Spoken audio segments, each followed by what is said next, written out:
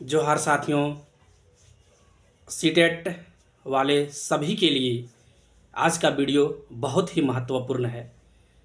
आज विस्तार से आज हम आप लोगों को समझाएंगे कि सीटेट वाले अगर फिर से इस बार अगर केस में हार जाते हैं तो आने वाला समय उसके लिए कितना घातक होगा, और ख़ास करके जो डीएलएड वाले लोग हैं उसके लिए समझ लीजिए कि आने वाला समय कितना कष्टकारी होगा। सुप्रीम कोर्ट से जब से सीटेट का जजमेंट आया है तब से सीटेट के सभी लोग काफ़ी परेशान हैं। और आप वहाँ क्यों हारे, नहीं हारे, उस बात को आप सोचने छोड़ दीजिए और आगे की रणनीति पर विचार कीजिए। अभी भी आपके पास मौका है, बढ़ चढ़ कर जितना हो सके आप सीटेट साथियों को सपोर्ट करिए। और जो भी केस सुप्रीम कोर्ट में होने वाले हैं और हाई कोर्ट में होने वाले हैं उस पर आप मदद कीजिए।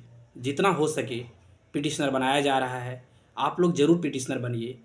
कोर्ट में क्या होता है यह कोई नहीं जानता है। हो सकता है आपको पिटिशनर को बेनिफिट दे दिया जाएगा, तो आप उस समय क्या कीजिएगा ज़रा सोचिए।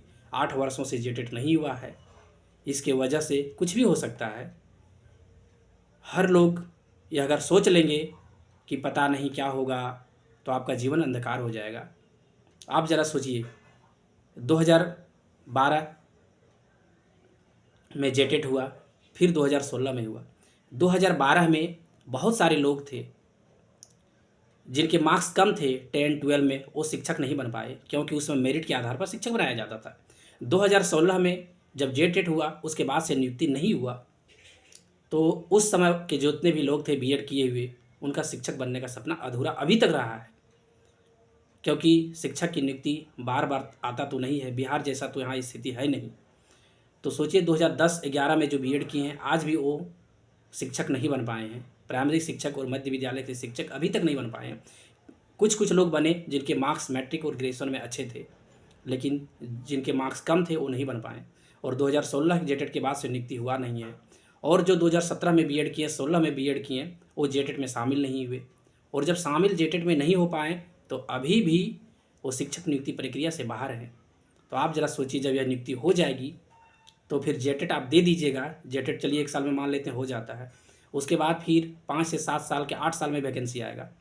तो 8 साल से तो ऐसे ही आप एग्ज़ाम नहीं बैठ पा रहे हैं, और 8 वर्षों से आप एग्ज़ाम में नहीं जब बैठे हैं तो आने वाला 8 वर्ष भी एग्ज़ाम में आप नहीं बैठेंगे। तो सोच लीजिए 16 साल मतलब आप अगर बीएड किए हैं तो 16 साल के बाद आप एग्ज़ाम दीजिएगा। खास करके डीएलएड वाले, क्योंकि डीएलएड वाले के लिए तो हाई स्कूल में बैठ नहीं सकते हैं, +2 में तो बैठ नहीं सकते हैं। तो डीएलएड वाले 16 वर्ष के बाद एग्ज़ाम देंगे। हाँ, बीएड अगर किए हैं तो +2 हाई स्कूल का वैकेंसी आएगा तो निश्चित रूप से आप वहाँ तो दे सकते हैं, लेकिन प्राइमरी टीचर और मिडिल स्कूल टीचर का एग्ज़ाम आप नहीं दे सकते हैं। तो सोच लीजिए कि आप लोगों के लिए कितना ज़रूरी है इस नियुक्ति को रद्द करना। अगर आप रद्द नहीं करते हैं तो आप समझ लीजिए आने वाला समय में आप शिक्षक बनने का आपका जो सपना है आपका अधूरा रह जाएगा। और जो आप 2 लाख 1.5 लाख दे के बीएड किए हैं, डीएलएड किए हैं, आप सोच लीजिए कि आपके साथ क्या होने वाला है। बिहार में भी डोमिसाइल नीति जल्द ही लागू होने वाला है, तो आप बिहार में भी जो फॉर्म भरते हैं ना वो भी नहीं भर पाएंगे। तो इसीलिए जितना हो सके आप ज़रूर सपोर्ट कीजिए, चाहे जितना कोशिश करना हो। 5,000 रुपया कोई बहुत बड़ी रकम नहीं है। पिटिशनर बनने के लिए 5,000 रुपया लग रहा है तो बहुत बड़ी रकम नहीं है, पैसे आप बहुत कमा लेंगे, कोई बहुत बड़ी बात नहीं है। लेकिन आप बढ़ चढ़कर हिस्सा लिए। जेटेट के साथियों ने आप देखा होगा कि उन्होंने अच्छा कलेक्शन किया और अच्छे अच्छे वकील हायर किए, तो आज देखिए उनके पक्ष में फैसला है। माननीय सर्वोच्च न्यायालय का जो फैसला रहता है सबों को सम्मान करना है, वो भी सम्मान किए, हम लोगों को भी सम्मान करना है। फिर से हम लोग केस करेंगे।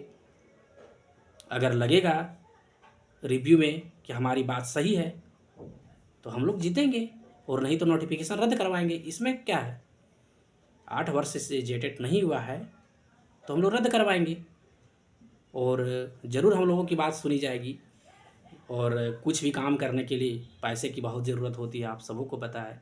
तो आप बढ़ चढ़कर हिस्सा लीजिए और सीटेट साथियों को, हम सभी लोगों को आप सपोर्ट कीजिए। निश्चित रूप से आप जीतेंगे। जेटेट वाले क्या कहते हैं, उनकी बातों पर आप ध्यान मत दीजिए।